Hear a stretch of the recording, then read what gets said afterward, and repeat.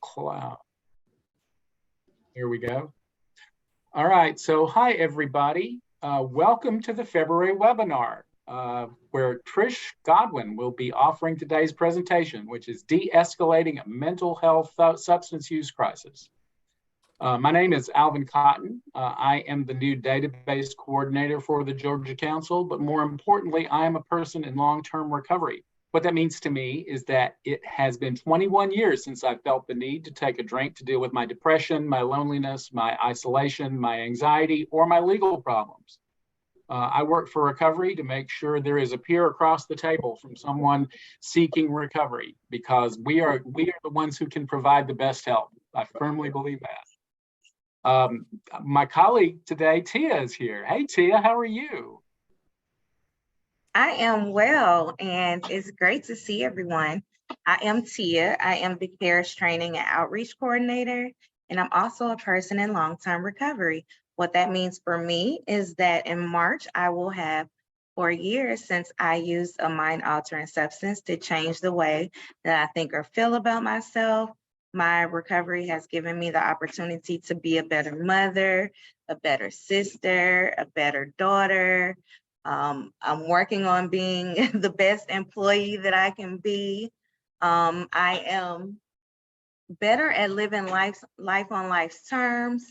And I speak out about my recovery because I want everyone to have the same opportunity that I had, which was to get well and stay well, to know that recovery is the expectation and recovery is possible for all. Thank you, Tia. It's great to work with you. Have an announcement for everyone. There is another new member of the CARES team. I'm not the newest member anymore.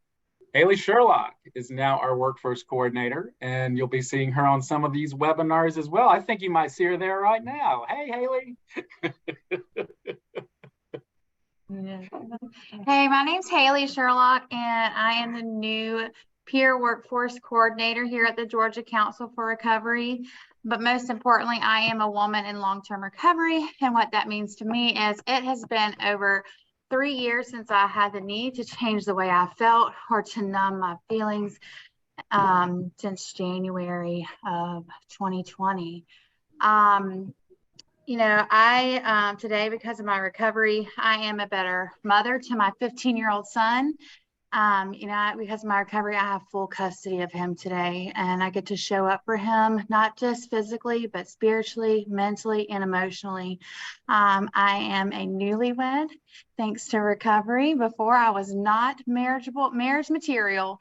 Today, because of my recovery, I am a better sister, daughter, friend, and I have peace. I love the woman I see when I look in the mirror. And I choose to speak out about recovery because it has been such an amazing journey for me. And I want others to know that recovery is real and that it is possible for them too. Thanks. Thank you, Haley. It's so great to have you on the team. All right, so this will be an interactive webinar. And so we're going to ask for your engagement and participation. I got a few housekeeping things to talk about before we get going. So those who stay for the entirety of the webinar will earn 1.5 CEUs. When you submit your CEUs, keep up with the month, the topic, and the panelists, which in this case would be February 2023, De-escalating a mental health / substance abuse crisis, with Trysh Godwin as the presenter. You will receive a certificate from this training about a week after we're done, and hold on to your certificates because we need them when you are certifying next year. This is the CEU season, and a lot of you have been hearing from me. A lot of you are here because I've given you a call, so that's great. It is not too late if you haven't submitted CEUs for 2022. And if you do it before the end of the month, it will only be a $25 late fee to remain active and be able to work as a CARES. You can reach out to me if you have any questions. My number is 678-306-7035, and that is the peer workforce phone. So I've got it right here, and we can figure out what we need to do if you are not certified for 2022. Anybody from CARES 47 to 51 needs to start getting CEUs this year. And you know that one thing you have to do is a CARES Connect. That is a requirement. You can't substitute it for any of our other trainings. We're going to be announcing those shortly and for the year 2023, and make sure that you do one before the year is over, because it simplifies things greatly. But do not hesitate. Don't be afraid of it. Don't feel ashamed or guilty. It is what we do, and what we want to do is make sure that we grow the peer workforce here in Georgia. And we do that by keeping you all certified and able to work. So make sure that you let us know. All right, we're asking you to remain muted throughout the entirety of the presentation unless we call on you, but you can put questions in the chat and we will try our best to answer all the questions. And I may mute people if I see that they're unmuted. I see that everybody's name is in here, which is great. If you had a phone number or anything like that, it would not work. So please make sure that your name is in the chat, and that'll be great. And again, this is an interactive webinar, so there'll be plenty of opportunities to share your experience. I'm going to start by doing a poll. And so we just want to know who is here today. So I am going to launch the poll, and we give you a few seconds to answer. The question is, who's here? And we want to know whether you are a CARES or a CPSAD, whether you are an ally of someone in recovery, whether you're curious about CARES or about this topic, whether you're a supervisor of peers, or whether you're a counselor or a clinician who works with people in recovery. So I'm going to give that a minute to run, and then we will be ready to go.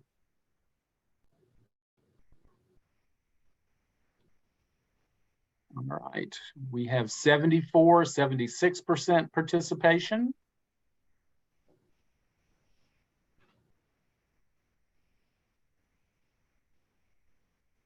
All right, just a few more seconds for anybody who hasn't had a chance to respond. And there's some people in the waiting room, so I'm going to let them in. And I'm going to take a picture of it so I will know exactly how many people were here. There we go. Thank you so much. I'm going to share the results. Hi, Jocko. Can I help you unmute?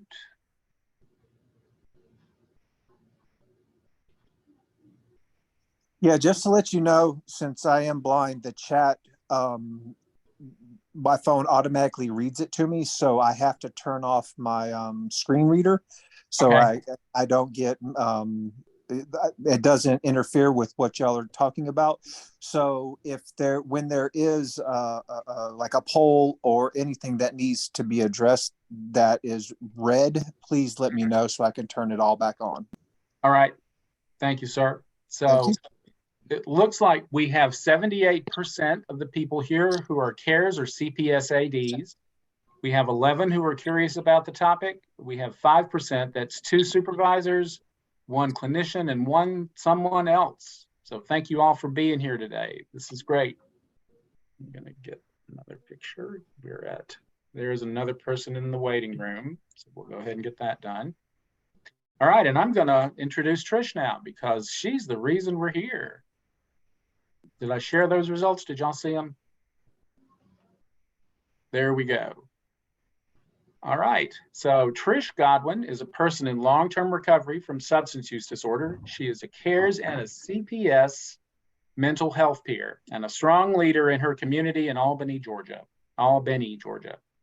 Trysh works on REACH, a co-responder team that helps others who are suffering from a mental health or substance use crisis to find their form of recovery without jail or a hospital admission. And this is in the news a lot lately as we're trying to find ways to deal with things rather than just using the police. So I'm really glad that we're having an opportunity to discuss this. Trysh has given this presentation to Dougherty County Superior and Municipal Courts and the Community Court in Albany. The training discusses what a crisis looks like in all forms and how to navigate the crisis and de-escalate it before crimes are committed. And the objective is to help friends and family understand the way a person feels when in crisis and to explain how to deal with someone who is in crisis without them going down further. Trysh, thank you so much for coming today. It's really good to see you. Hey, Al, thank you. Thank you, everybody that's here. So my name is Trysh. I'm a person also in long-term recovery. from substance use as well as mental health recovery. And what that means to me is today I get to be present, I get to be a part of, and that's pretty important. So a little bit about what I do. If I can let me see if I can share my screen with you guys.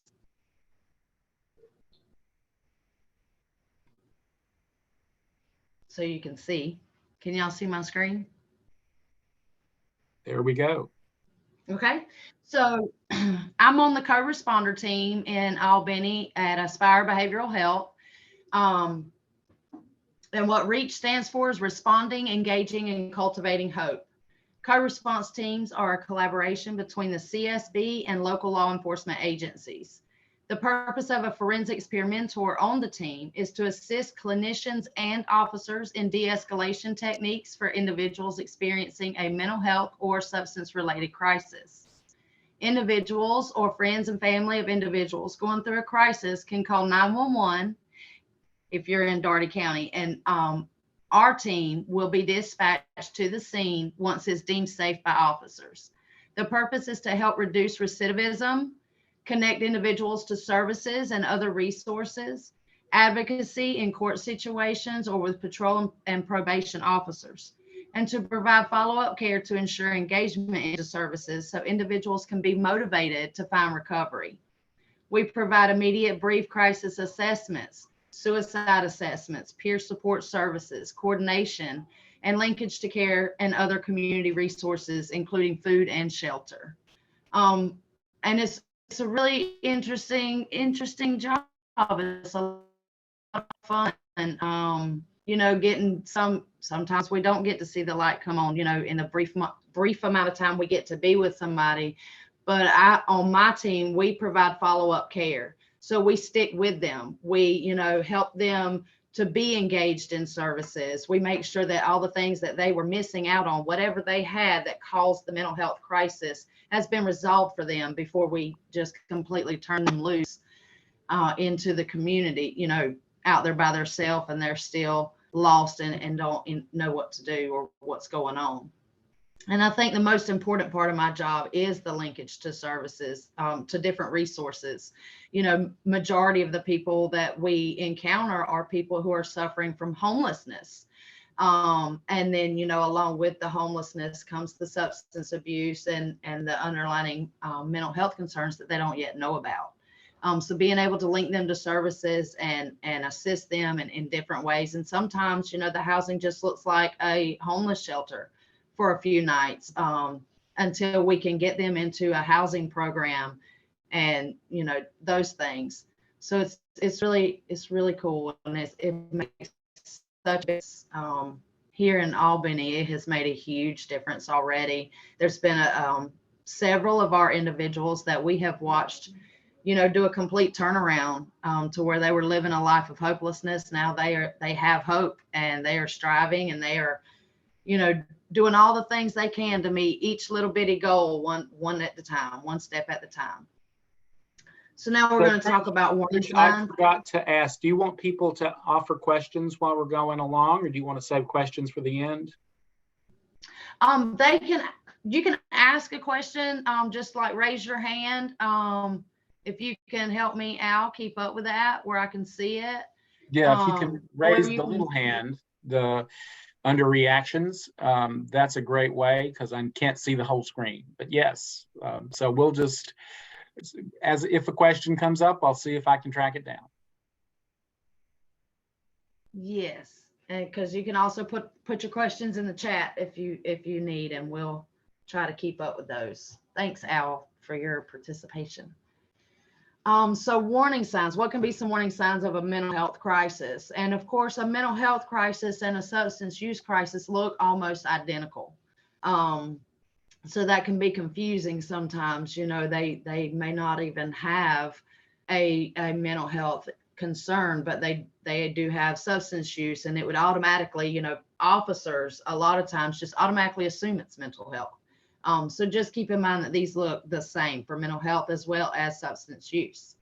So some of those signs is anger, aggression, anxiety and stress, defiance of rules, easily distracted, fatigue, hallucinations, hopelessness, fidgeting. And I know I fidget a lot. Probably a lot of y'all have a fidgeting concern, but this would be like over fidgeting, excessive amounts of fidgeting. Hallucinations, where did I go? Mood swings, restlessness, paranoia, chronic sadness, self-harm or cutting, short temper, the substance use, suicidal ideations, suicidal thoughts, weight gain or weight loss, being withdrawn, delusions, changing in eating habits or sleep habits, and a loss of energy or motivation. And some of these things, you may see in the day-to-day world, right? You might see somebody's eating habits change, but what we mean here is like a drastic change, where this individual, or even if you don't know, but you see them going through a whole entire huge bag of Doritos in 5 minutes, and then they're grabbing a candy bar, and then they're grabbing another candy bar. That may be an indication that there's probably something going on here. And we, as a concerned person, you might want to ask and say, hey, are you feeling okay? Is everything all right with you today?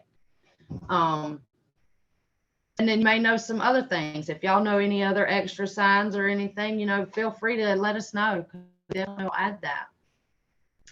Some of the behaviors or signs that can be noticeable in individuals is they're quick to anger. It doesn't take much. What are you looking at? Those kinds of things, right? Quick to anger, snappy or irritable behaviors, intolerance, being extra quiet when they're usually talkative, or being talkative when they're usually quiet. I know for myself, I love to talk and I will talk your head off, but if I'm being quiet, there's something going on. So just, and that doesn't take long to know somebody. That can be just somebody you see in the waiting room every once in a while, or somebody you bump into. You'll notice that change. That's a pretty drastic, easy one to notice. A lack of motivation to perform activities. So, hey, can you come over here and help me do this? Or would you like to do that? And there's just no motivation. Nope, don't want to do it. Just want to sit here in my chair, be lazy, sleep a little bit. Those kinds of things. Changes in eating habits. We just talked about that. That's where they're going from someone who eats salads every day and now they're eating junk food, or somebody who eats junk food every day and now all of a sudden they're eating salads. They're most of the time, if they're going from junk food to healthy food, they're probably just trying to do better for themselves, but you never know until you ask the question. Constant negativity. I'm sure y'all all have been around people who you're like, can you find one thing positive about the day? Everything that they say is always negative. It's negative, negative, negative. They just can't find anything positive. Hopelessness, just always negative. There's something going on. Or being overly positive. And this is something that a lot of people kind of overlook, right? Because you think, oh, well, they're always happy-go-lucky. They have a bubbly attitude. And while those things are great, but everybody has a day. Everybody has a bad day sometimes. But people who are overly positive, majority of the time, those people are actually struggling with something. They don't want other people to feel what they feel. So maybe they're a little extra empathetic, and they stay overly positive because they don't want other people to feel bad like they do. So how do you respond to someone with mental health concerns? You want to be understanding. We may not know what it's like for what they're going through, but just listen, being very patient and actually listening to their concerns, not necessarily just like, oh, la, la, la. Wait, don't rush them to finish what they're saying. Let them talk. Just listening. I have found that at least 75% of the time, if I just stand there and I make eye contact and I'm just listening to them, they usually calm themselves down when they're in a mental health crisis, because now they've been heard, and that's all they want. You know, all someone wants is to be heard. Keep a safe distance. It's not just for COVID, the 6-foot rule. You know, it's a really great thing to make sure you don't catch some germs, but also because you never know what could happen. Myself, I have very long arms and I talk with my hands. So if I'm in a mental health crisis, chances are I'm going to be 90-0 with my hands, and you may accidentally get hit or anything could happen. So you want to maintain a safe distance away from someone. You want to speak in a clear and calm tone. You know, people literally feed off of the energy that's around them. So if I'm in a mental health crisis and I'm yelling and I'm screaming, and then you come at me and you're yelling because you're trying to get me to hear you, and you're saying, hey, let's lower your voice, that's only going to make me madder. That's only going to elevate me more, you know. So you want to just come to them with a clear, calm voice, so that way they can hear the words that you're saying. They may not hear it for a few minutes, but the longer you stand there and you're just at a safe inside voice, as I like to call it, a safe inside voice, they usually will calm down so they can hear you. That's kind of a nice little trick there. And so again, remember that people in crisis feed off the energy around them. So if everyone around them has this macho attitude, so to speak, then they're going to have a macho attitude. If everyone around them is calm and cooperative, then their chances are they're going to be calm and cooperative as well. Never ignore the person or dismiss their feelings. That's something that can definitely escalate somebody's mental health crisis, even substance abuse crisis. If you're ignoring, you know, we don't like to be ignored. Who wants to be ignored? You know, nobody wants to be ignored. I certainly don't. So don't ignore the person and don't dismiss their feelings. Well, I know you feel that way, but that's not the way it is. That's not things we want to say to them, because they have the right to feel we all have the right to feel what we feel. And it's okay to feel whatever we're feeling, and go through it. We never try to diagnose someone with a mental health concern. We leave that to the doctors. Simply just confirm the behaviors that you notice are present. You know, one thing that really cooks my goose, so to speak, is to hear someone say, oh, they're paranoid schizophrenic. Well, how do you know that? You know, we can't diagnose anybody with anything. And then on top of that, even if they have bipolar disorder and schizophrenia, it does not make them that. Right? So just leave all the diagnosing to the doctors. They're the professionals. They're the ones that have definitely gone to school and did all the studying and all the things. Even though we may know the behaviors of, you know, and the symptoms of certain illnesses, it's best if we don't try to diagnose somebody. Let's leave that to those guys.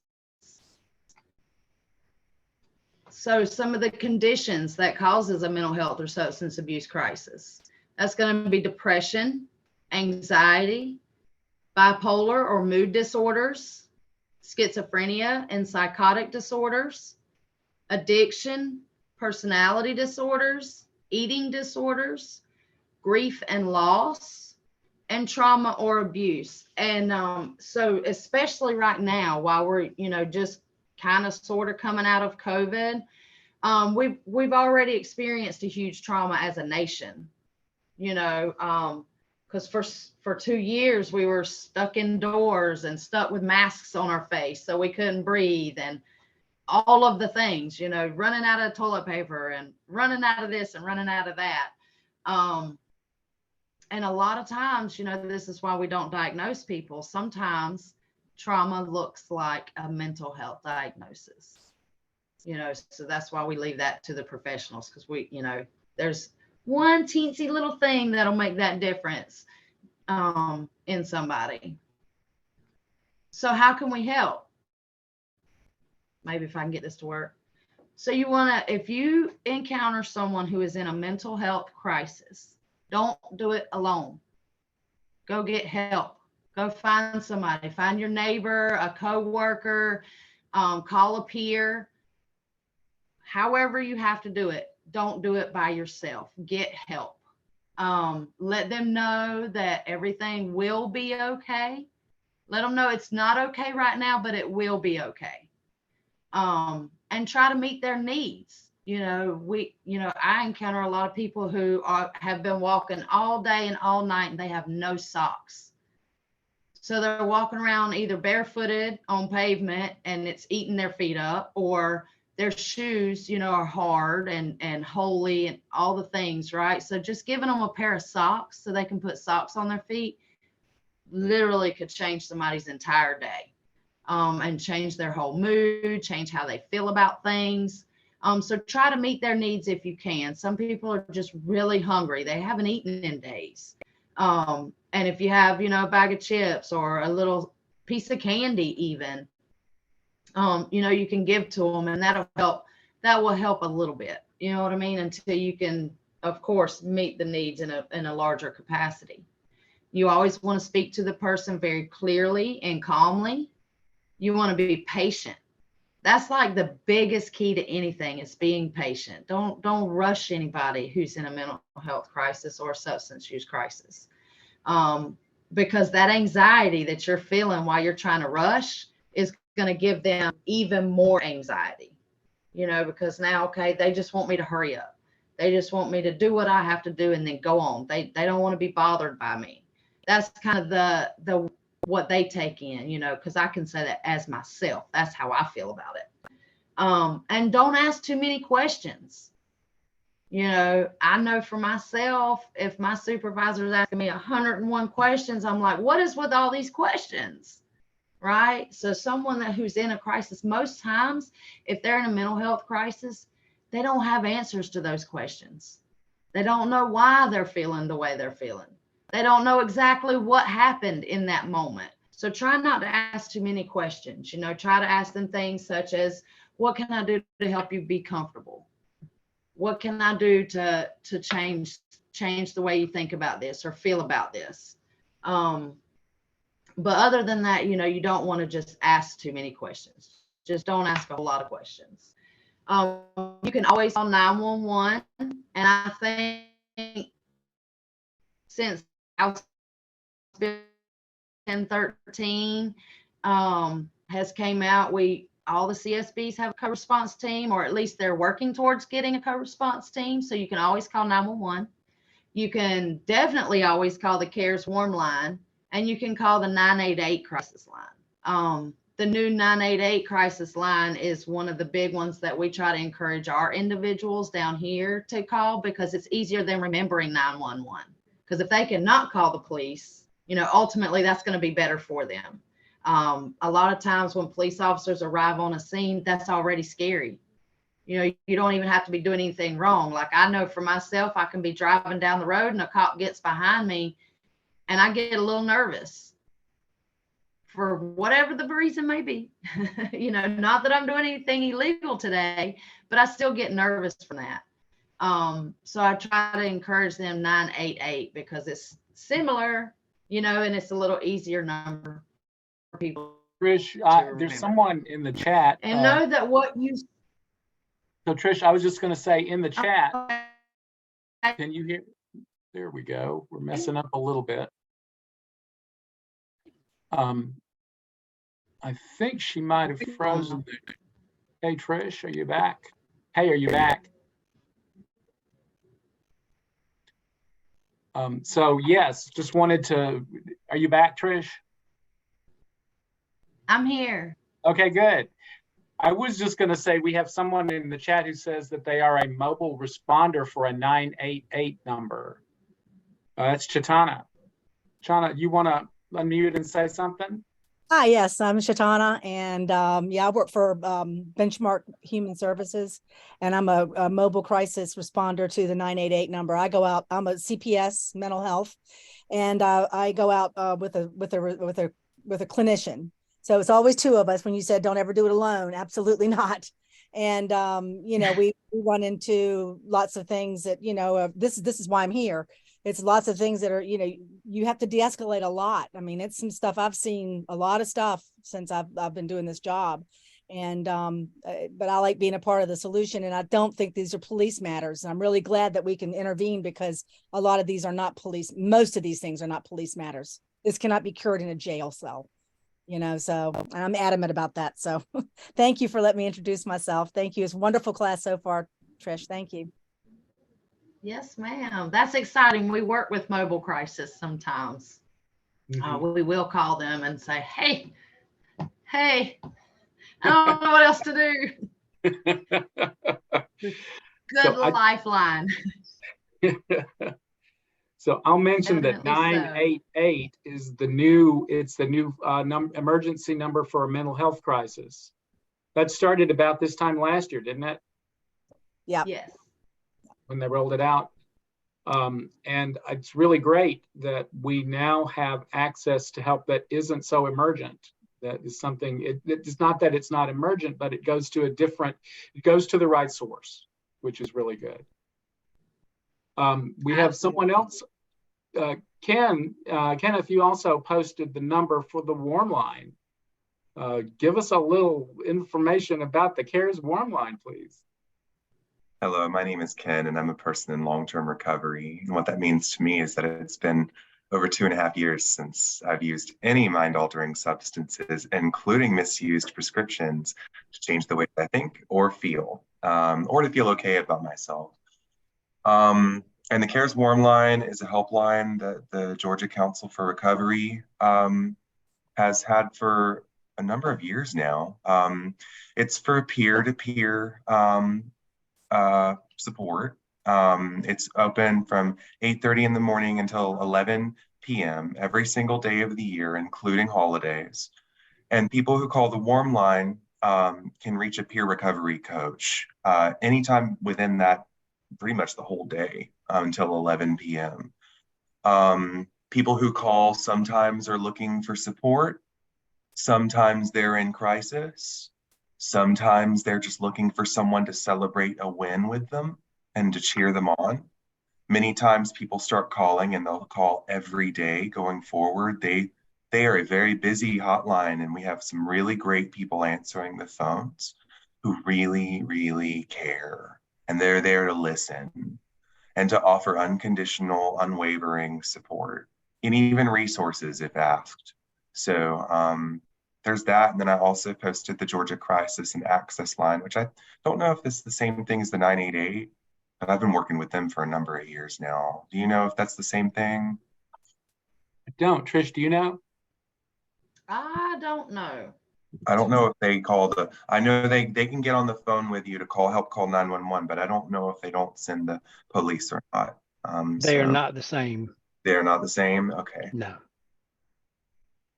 They've been around for a long time. The 988 is a new creation that each county is trying to figure out how to connect to. I think it's an individual localized process where the county figures out how it's going to connect to make sure that it can provide this kind of support. Excellent. Trish, are you good for another question or two? Claudia. Yeah, we can do that. Okay, Claudia. Yeah, hey, please excuse me, I'm not feeling really great, but I just wanted to, I posted in the chat the Georgia Mental Health Consumer Network peer-to-peer warm line. We are also a warm line that has utilizes the CPS's.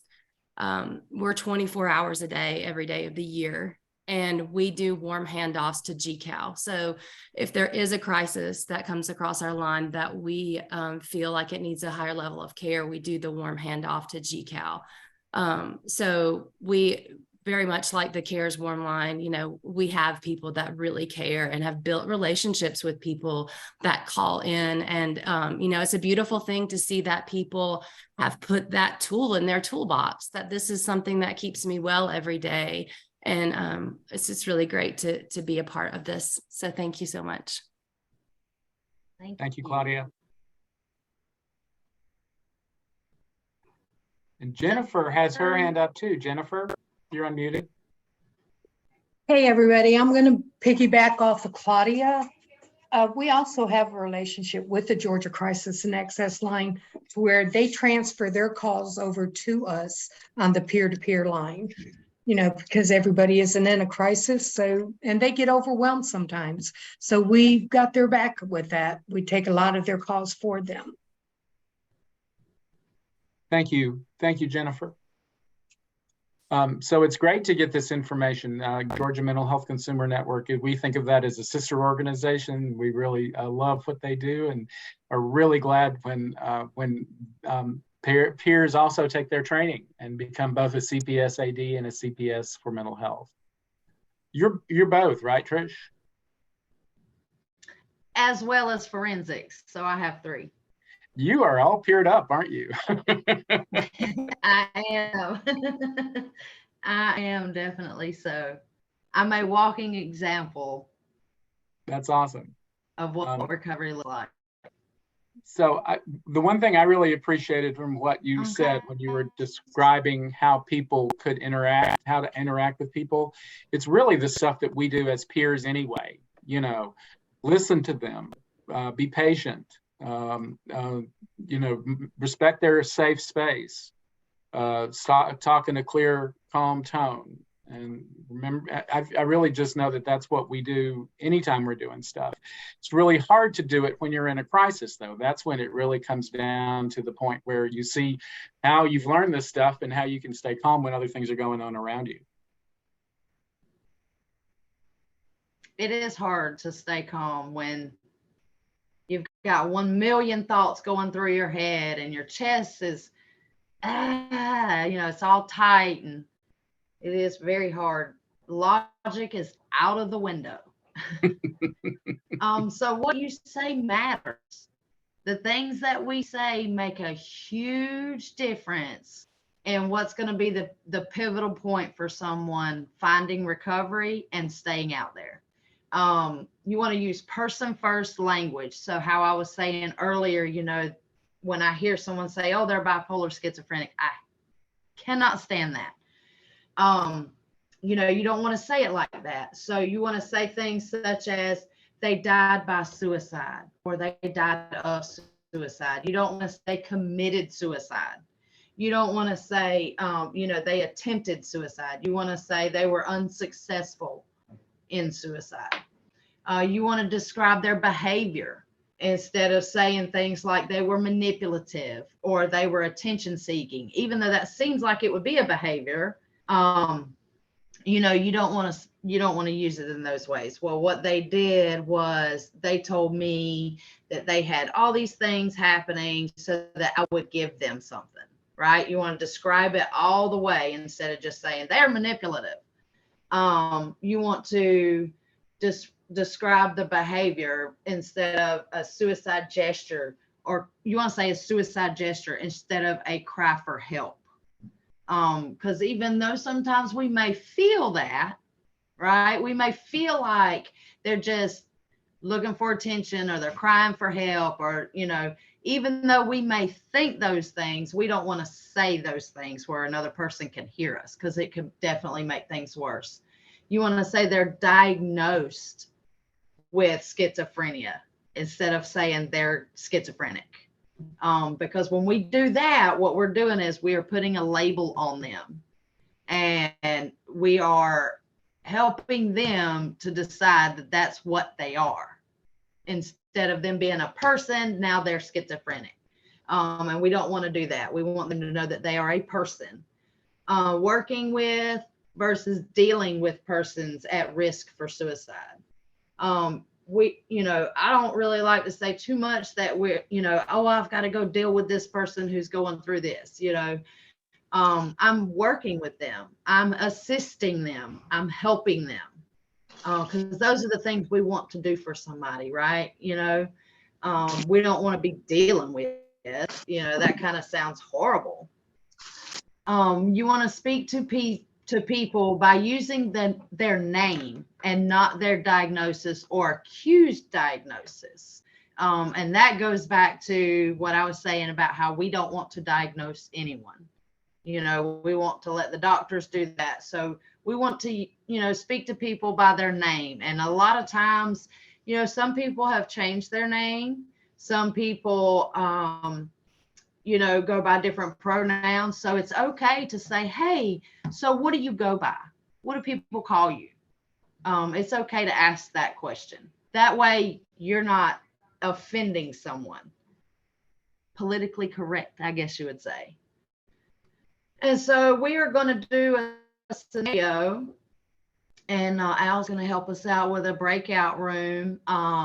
And the way the scenario is going to go, and we can act it out if y'all choose for us to act it out and show that for y'all, because I think I can get Al on board, and maybe I can get another volunteer. But there's going to be 3 people in the breakout rooms, and one person will become irrational, loud, seem confused. The next person will attempt to de-escalate using skills they knew before the class. And then the third person will use the de-escalation techniques that you have learned in this class to de-escalate person A. Any questions on how the scenario is going to go? How do we figure out which person is A, which person is B, and which person is C? So I think person A would be the person with longest hair. And then person B would be the person wearing the lightest color shirt. And then of course, person C would be who's left over. That's good. All right. So basically person A is the person, this could be fun, guys, where we're going to practice. We're going to do a role play where person A is irrational, loud, and seems confused about what's going on. Person B will attempt to de-escalate using the skills that they knew when they got here. And person C will attempt to use the skills that we talked about earlier today. Does anybody have any questions? Since we're doing 2 scenarios, I'm going to give them 6 minutes in the breakout room. Trish, does that sound good? That way we'll we will come back. We haven't got to scenario 2 yet, though. Oh, okay. I think we're good. Let's try this. And I will do assign automatically. How many people do we have in here? We have 40. So assign, there we go. Make sure this is my first time to do a breakout room. So I'm going to do, if I end up putting too many people in a room, then y'all will just have an extra person who can watch and report back on what's going on. I'm going to do 12 breakout rooms. And let's create it.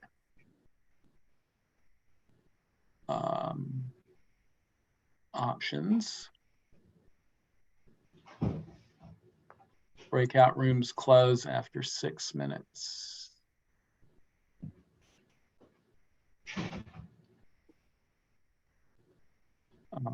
And I don't see where it lets us exclude ourselves, Trish. So if we need to leave, we can. All right, I'm going to open all the rooms and y'all can go in and we will try this. We'll come back and report on how it went.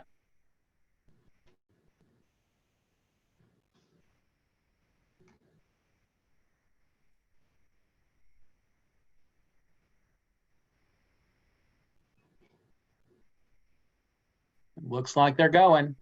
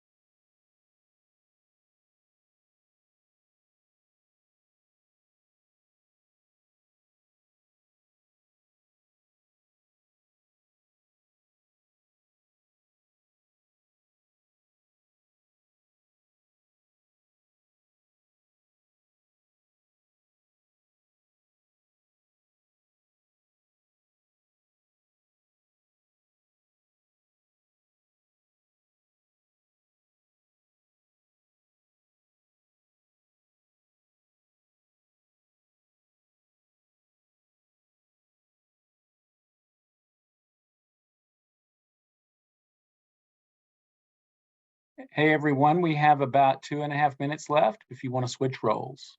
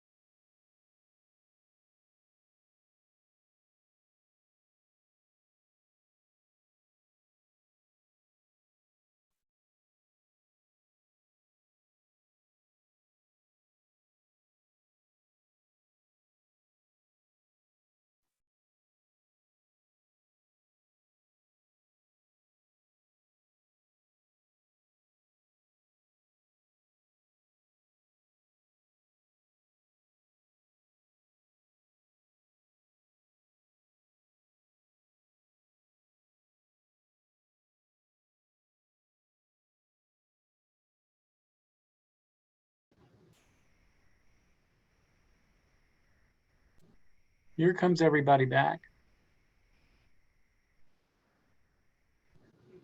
Well, Trish, that did not go the way I expected. It didn't? Well, I thought we were not going to be in a breakout room. So I need to figure out some way to adjust so that the host and co-host don't participate. Okay, because I was in the breakout room. Yes, I was too. But it was okay. We did good. Good. People are coming back. Hey, Trish. Hey, Jocko. Hey, can Trish hear me? Yeah, I think so. She couldn't hear me in the breakout room, so I'm curious. I can hear you. You can hear me now?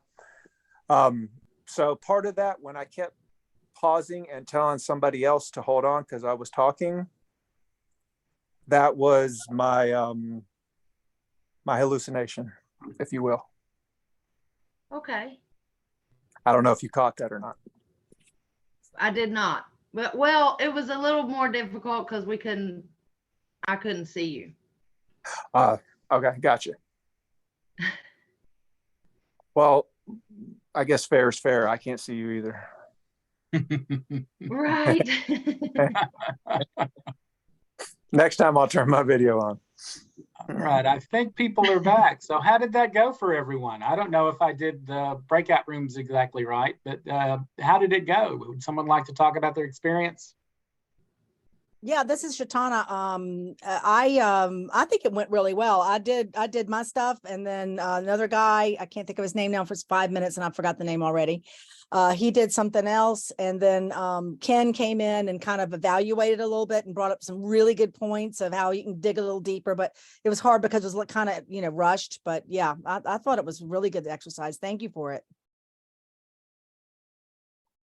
Good. Yeah, What else we did had people go, Winona? Sorry. I think we really had a good experience with that. I was person A, and Julia and Pamela both did a really good job of de-escalating me. So yeah, it went really well. It was a good exercise. Awesome. Who else? Well, can anybody hear me? Hey, We Tony. can. Hey, it was just me and Vicky. The other person, I think, had a hard time. I was the one who was, the person that was in the crisis, and Vicky showed her compassion, her insight of just being human for me, because I deal with this every day with adults and children. I do both, and he helped me to look at it that someone cared, and that's what I know most of the clients need. They want to know somebody cares, especially when they don't have no family support and everybody has ousted them, and nobody, and they're hearing voices and they don't understand what's really going on, and they may be suicidal or homicidal. It's very big need of that. Sometimes they just need to be heard, and she let me be heard, and that helped me to look at it from, like, it brought down to help me to find a little bit of peace. And that's what I hear a lot of times. They want to find some peace, even without the dysfunction and the chaos that's going on. They're just trying to find some focus where it's peace for them. And I always tell my clients, peace is what you make it, but you got to work at hard and try to keep it. Otherwise, it can go right away. But that's what we got out of it. That's awesome. Great. Okay. We can hear for another. Who? Jocko. Hey, Jocko. Hi, I was a person in a crisis, and I love role playing. But I tried to throw a whole bunch of curveballs. I pointed out that I have trouble with my girlfriend. She drives me crazy. I kept talking to my hallucination because he kept interrupting me when I was trying to talk to y'all. I think I had Isaac and Trysh. I threw in some other curveballs of like where I would scratch myself to the point of bleeding, and pointed out that I liked how it felt. But Isaac was asking me, things that have I tried certain things with said girlfriend. And Trish came in and pointed out, could we meet somewhere and talk a little bit more? I kept trying to throw as many curveballs as I could, but both of them in tandem definitely made me start to want to listen and possibly try something different. The importance of not going alone. Ken, you've got your hand up. Hey, yeah, this is Ken. So I just wanted to add that one of the things that I struggled with for the last, I don't know how many months I've worked here, but is when I'm working with peers who are in emotional distress as they begin to cry and sob on the bed. It's hard sometimes because I genuinely do care, but at times I don't know what to say.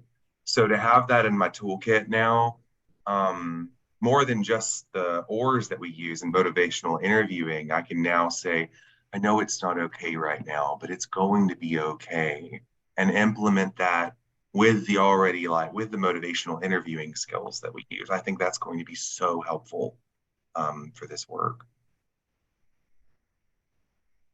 Thank you. That's a great observation. And since I've been spending the week hanging out at CARES 52 and listening to the motivational interviewing stuff, it's such great content that we get out of this. And we've got an MI booster coming up in April, and I think a second one in May. If you're interested in doing that, just another tool in the toolkit of how to relate to people and how to support them through crisis. That's awesome. Thank you. Anyone else? We have another scenario, so we'll do Shatana. Just one question. What is an MI booster? What is an MI booster? That's all I want to know. What does that mean? It's a refresher course that you can do for motivational interviewing. It's one of the big parts of the CARES curriculum, and every year we offer at least one that's taught by Alan Lyme, who is the person who trained us all. He's been so good and continuing to come and support us here. Great, thank you so much. So shall we do the second scenario, Trish? Yeah. Well, I want to do some more. Give me a minute. We want to do say this, not that. Okay. And did you want to say anything about the debriefing that we did? I think that everyone, I have to slow myself down, y'all, sometimes. I do think that everybody did good. I think y'all are being real receptive to the information that you're gathering. And I hope y'all can use it. You know, I hope that when it comes to the time you need to use it, it's still right there for you. I think everyone did a pretty good job on their scenario. All right. So we want to go ahead, Al. No, I was saying, all right, back to you. Okay. So we want to say this and not that. So since we're using person first language, right? And I got some of this off of the CARES Academy. Thanks, you guys. So you want to say a person with substance use disorder. You don't want to call them an addict or a junkie or a druggie. I know for myself that really gets on my nerves. Please don't call me a junkie. I may have been that, but I don't want to hear that. You want to say a person living in recovery. You don't want to call them an ex-addict. A person living with an addiction instead of they're battling or suffering from an addiction. I mean, because we really don't know if they're suffering from it, right? Like, we really don't know if they're battling it. They might be perfectly content with that lifestyle. They might be perfectly happy with things the way they are. So we wouldn't want to say that they were suffering unless they have said that they were. They're just living with an addiction. You want to say a person arrested for a drug violation. We don't call them drug offenders. We don't say that anymore. You know, that's been one of the biggest things that I have had with law enforcement, you know, because they're still old school, and teaching them a new language is a whole nother ball of wax. But I tell them all the time, they're a person arrested for a drug violation, or maybe they were incarcerated for a drug violation. Chooses not to at this point. One of the things that I hear a lot of our clinicians say at Aspire is they're non-compliant, or then I may hear somebody say they ain't ready for this. They're not willing to do these things. If you put that in someone's brain, then they're going to go with it, right? Because now they have that thought. You have given them that thought where they may not have already had the thought. So you just want to say they choose not to. You know, their choice is not to do that right now. You want to say they maintained recovery. Like, I have maintained recovery for almost 5 years. Good Lord willing, I'll make it to 5. You don't want to say they stayed clean. And a lot of you probably already know that there's a huge difference in being clean and being in recovery. Like, I take a bath every day, so I'm clean, but I may not be in recovery. There's a huge difference between the two. You want to say they had a setback. You don't want to say they relapsed. You know, that relapsed word is offensive all by itself. You know, I just had a little setback. Elevator gets off at every floor, and I'm not sure that I really like that one. Because I don't like the idea that I even have an elevator, right? But you would, instead of saying somebody has hit their bottom, oh, they hit their bottom. You don't know where their bottom's at. You know, so how can you say that they hit the bottom? So yeah, you want to be careful of what you say, and you want to be person first language. You always want to use the person instead of what they have there. That's a big thing, especially in de-escalating someone. I was looking at the chats real quick. and they're going fast. Someone talked about using the word recurrence. That's one that I used when I worked in a hospital. There was also there was a recurrence, which was a short period of use and came back toward recovery. And then there was a return to use, which was a term that was more extensive. So that may be a more clinical term. Resume drinking, as someone else says. Looking to see. I think that's primarily what was in there right now. Do we want to take a few more questions, or do we need to get onto this scenario and let's save any questions people might have for the end? I think we can take 2 questions and then we'll do the scenario. All right, Chitana. Trish, hi. I wrote to you and said I love the way that you said setback. I love that. And can you say again, because I was writing that when you said it. I hear a lot of people use that elevator thing, and I hear a lot of people say you haven't reached your bottom. As I'm in alcohol recovery. And what did you say is a better way of saying it? Can you repeat that, please? That the elevator gets off on every floor. It stops at every floor. Okay. All right. Great. Thank you. Mm-hmm. All right. Any other questions? Julia, you're holding up your hand. Yeah, I just wanted to share that another thing that we say is you hit your bottom when you stop digging. So that's something that's resonated with a lot of people that I've talked to. I just want to put that out there. Thank you. All right, Trish, shall we go to the next scenario? We absolutely should. Okay, so scenario 2, person A, who has the shortest hair, will be extra quiet and non-responsive to questions or comments. Person B, who will have the darkest color shirt on, will try to get person A to talk about anything because they're being quiet, right? And they're being non-responsive. So you want to just try to get them engaged a little bit. And person C will use de-escalation techniques learned in this training to get person A to engage. All right, guys, here you go to your breakout rooms. And Trish, I did figure out how to not send us. So there, so here you go.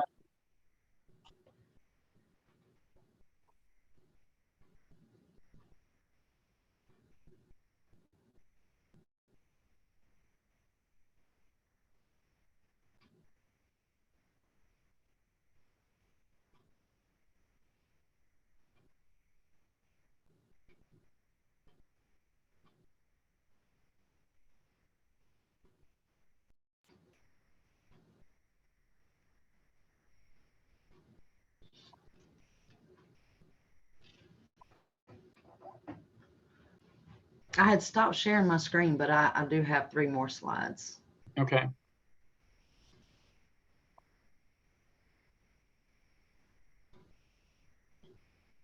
Resources, yes. Can you see it? Yeah, and you can hold on about the sharing until we finish discussing and debriefing. Okay. I think it's good for people to be able to see each other in that way.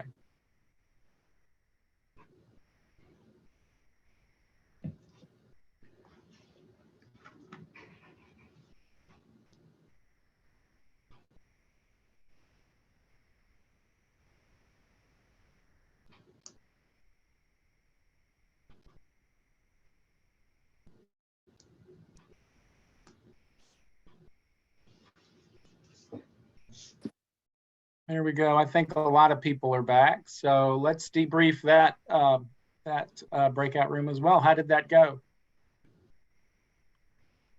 I'll go first. Okay, Ken.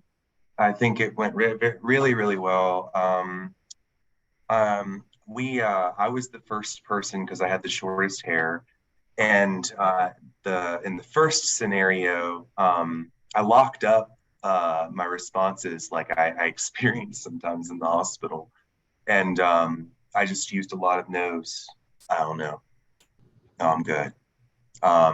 And you saw a huge difference in the response from the peer coach that you're working with. It's one asking more open-ended affirming questions to trail on the conversation. The other one, more oftentimes there lacks a connection between like peer and peer. Sometimes that's like the response I get. It's not the fact that they're motivated. Sometimes the connection just isn't really there that day. Might be time to stop by the next day and just be. I'm a pest sometimes. So, but yeah, no, it was really great. I'm learning a lot from this webinar, and I think the people I was in the breakout room with, the two ladies, we did great. So, cool. Let's hear from another peer or two. What was your experience of that breakout? Can I go? Yeah. Hey, Pamela. Hi, how you doing? Well, it was just me and Loretta, and together. So we actually had a person that would not talk, but she was wonderful. Miss Loretta. I had to even take down notes at some of the things that that she was saying, and one of the things that she said was, if your best friend was here, what would you tell them now? And I had to write that down because I thought that was, a great thing to say to someone to get them to talk. And she asked if I can give you something, that you need right now, what would that be? And she was like, they can go, be a glass, a bottle of water or something. So Loretta, I think you was great. Thank you. That's great. Who else? Who else wants to talk about their experience? I was with Steve and Teresa, and Steve would not talk. He was doing this number. He was great. And Teresa and I both took a totally different approach. I think both approaches would be effective in a real life situation. She was actually like maybe trying to get him to talk, we could help you better if you would just talk to us and let us know what's going on with you. And then my response to him, or my approach was, I came from a lived experience approach where, I've been where you are, and shutting down is also a technique of mine. So, just like I know where you're coming from kind of thing. So all around it was, I feel like we did a good job. Thank you. Yes, definitely. You want to be careful with saying things like, I can't help you if I don't know what's wrong, if you don't talk to me, because they don't want your help. People don't want your help when they're in a crisis. So you want to be careful how you word those things. But it sounds like y'all had a great breakout room. Yeah. Someone else?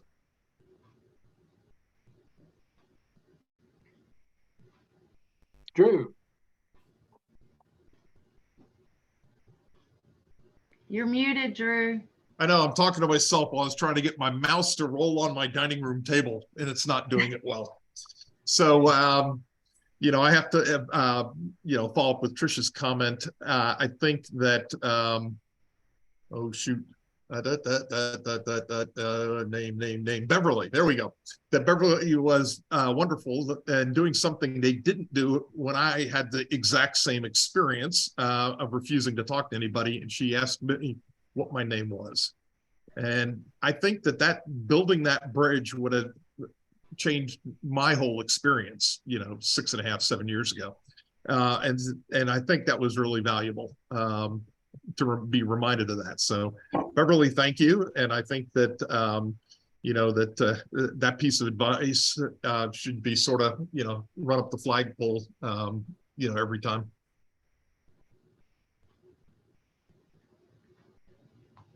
Thank you.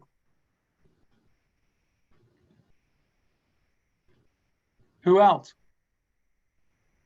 Hey, Robin. Let me unmute myself. My experience was I was the quiet one, and I was doing a lot of rocking and jerking, and I can't read. Anyway, I was asked a lot of questions. The old way, I was asked a lot of questions, too many questions, and I started growling and grunting, and I never said anything.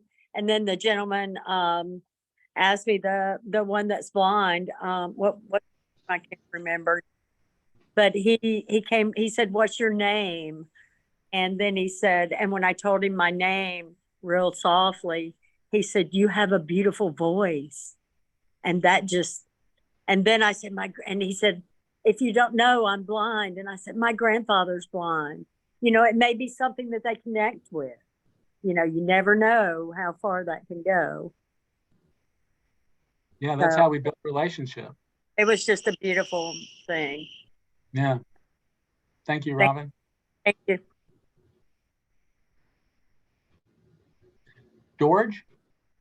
So I'm interested in Trysh talking about what do you do after having that sort of an interaction with folks?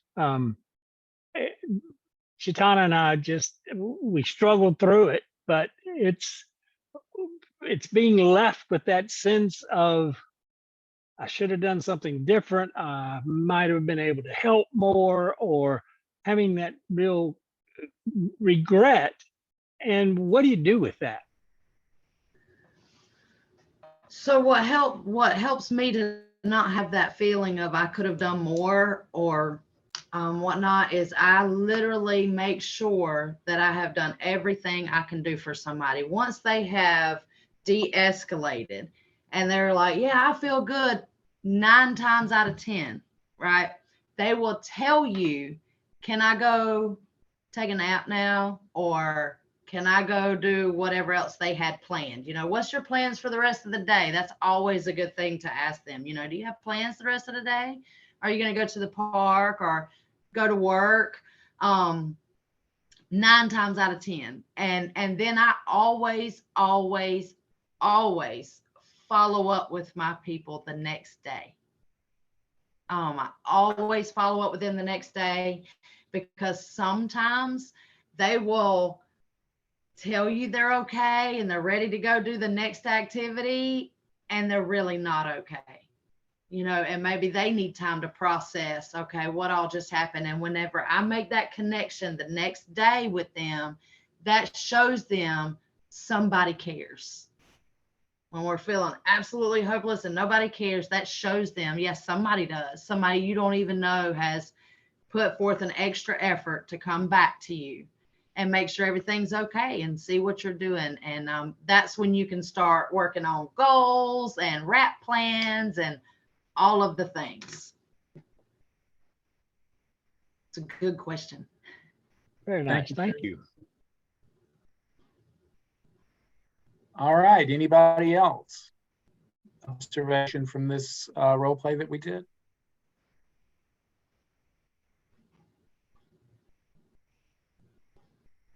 So Trish, how long has your program been going down there in Dougherty County? So we officially started the REACH program on June 1st of last year, 2022. I'm still stuck in 2022. I don't know. It's a whole new year now, but June 1st, 2022, we started, and we've had some amazing numbers. Our average month is about 40 encounters. That's 40 911 calls that we were able to either divert away from jails, hospitals, things of those native crisis units. And we do a pretty good job with that. We do make sure to follow up. So on top of the average of 40 calls a month, we also have an average of 150 follow-ups each month, which seems like a lot. You know, if you have a regular caseload, that seems like a whole bunch. But the reality is, it doesn't seem like that much to me. You know, it's kind of easy. Not easy. It's definitely not easy, but it's a little, I don't know. I hear clinicians all the time saying, oh, I've got 40 people on my caseload and I just can't get to all of them in a month. And I'm like, I don't know why I can do 40 people in a week. you know, and keep them engaged and keep them active. But then again, I'm a peer. Mm-hmm. You know, so that makes a huge difference. And the officers that I work with, amazing. Now, it took them a few minutes, you know, when I say a few minutes, I really mean a few months of being like, okay, so it's not so bad for clinicians. Because, you know, in the beginning of the whole idea of clinicians and behavioral health specialists going out on 911 calls, it was a whole lot of things behind that. And we did get some pushback from our community. You know, we don't want, you know, civilians out there. And then what if they get shot? And what if they get this? And what if that happens? You know, there's a whole lot of what ifs, but through a whole lot of going to the muster meetings with the officers, letting them get to know us, me and my one clinician that I have on staff on the REACH program. And we just stayed, you know, like, here we are, like it or not, this is what it is, and we're doing this thing, whether you want it or you don't want it. And the good thing about it in the beginning was it was a pilot program. So there, you know, we didn't have to go to the commissioners and all that to get their permission yet.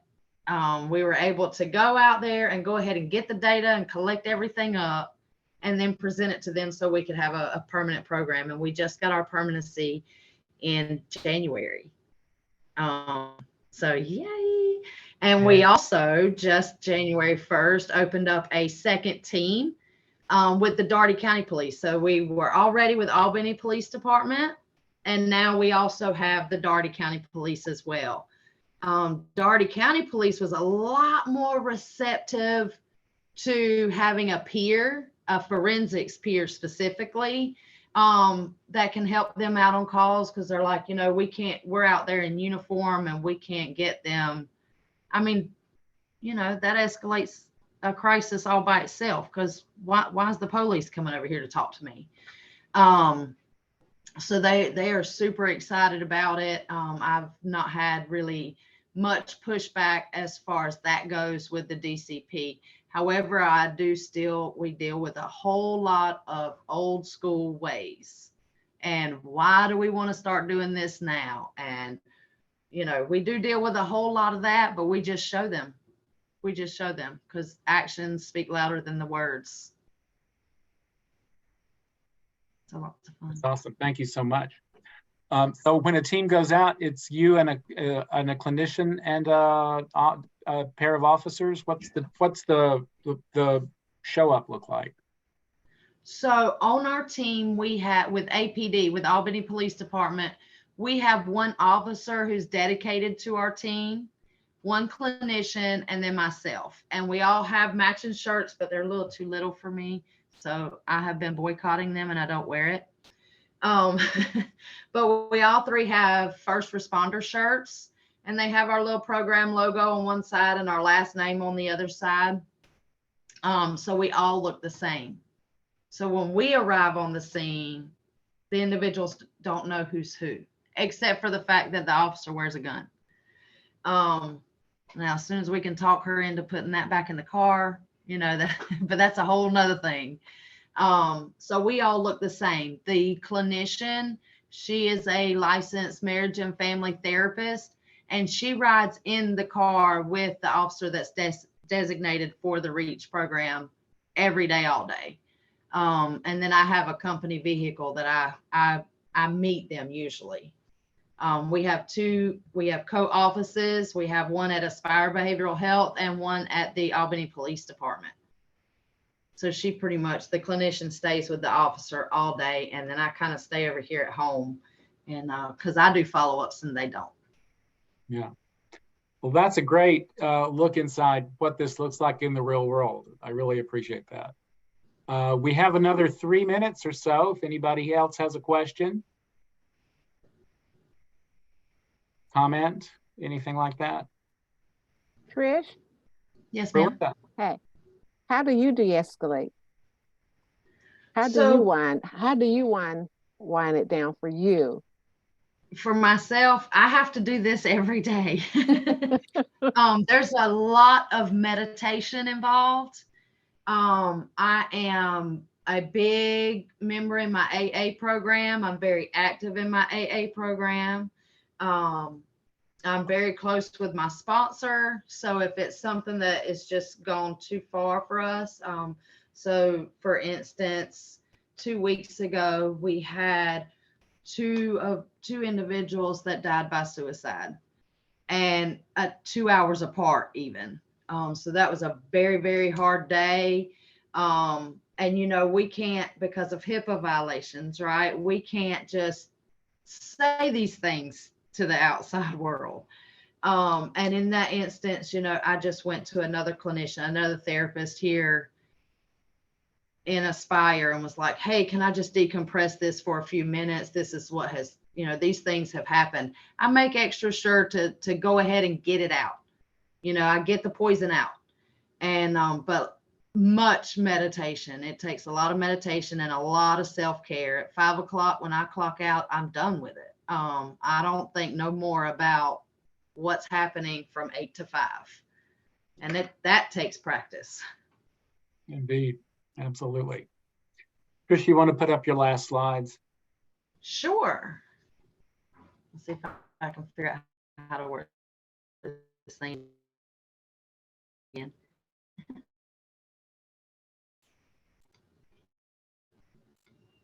Can you guys see it? Almost. There we go. And Trysh, are you going to make these slides available to everybody? Do you want to do that? Okay. There we go. Is it working? I have no idea what you said. You're breaking up on me. Do you want to make the slides available to everyone? I heard working. Oh no. Can y'all hear me? Yes, I can hear you, Alvin. Yes, I hear you. Okay. So Trysh, if you want to move the next slide, that would be good, or maybe I can. You need me to. I got you. All right. Okay, so contact resources. Anytime you guys can call me. You know, if you don't know what to do and you're dealing with somebody who is in a mental health crisis or substance use crisis, I make myself available at all times. If I don't answer the phone immediately, I call back within like 10 minutes at the most. And so here's my contact information right here's my name and all of the things that I have. I have more letters behind my name than I have in my name. It's okay. So this is the 854-5482 is my company cell phone. 229-201-1179 is my personal cell phone if it's after 5, because one thing I do is turn my company phone off at 5 o'clock every day. Mm-hmm. And then my office line is 229-299-4170. And then we also, of course, the CARES warm line is 844-326-5400. Your local community service board. You know, I think community service boards pretty much cover the whole entire area, or the whole entire state rather. So you can always reach out to a community service board. For a major crisis, call 911. You know, let us assess. Because we have so many trainings. And if your area doesn't have a co-responder team or a crisis response team, they can still kind of get you to where you need to be. 988 is the best. If you can't get a peer or a co-response team, call 988. That is a great resource line. Awesome. Thank you, Trysh. And on this, yes, sir. On this slide, I also have my email address. If you guys email me or want to email me, and we can get you we can get everybody the slides if they want the slides. Yeah. All right. That's awesome. Well, thank you so much. This was a great webinar. I learned a lot, and it seems like Yay. This was. Thank you, Trisha. Wonderful. Absolutely wonderful. Thank you. Thank you, Trysh. Thank you. Al, Thanks, you guys. how do we get Thank our you. and Thanks, everything, or Trish. how does that work? So any of you who stayed until the and saw at least 90% of the webinar will Uh-huh. get your certificate within a week. Tia Morgan will email it to you. You saw Tia earlier. Yeah, and Ken, when I see you on Friday night, I want to pull you to the side if you have a minute to. I've got a few questions I want to ask you if you have a few minutes that night. Okay. Is he still here, Ken? He might already be gone. Okay. All right. Thank you, Al. I met you the other day on the phone. Yes, it's really good to talk I'm to the girl you. live in Italy. Yeah. Yes, it's good to see you in person. Nice to see you too. Thank you, Trish. I'm gonna pick your brain. I took a picture of your email address and stuff because I want some more. I want some more letters behind my name too. Yeah, girl, I'll help you out. Yeah, because I'm 64 I'm years constantly old. doing it. I'm 64 years old and I don't want to go. I don't think I'm going to do the school route. I've got the CPS MH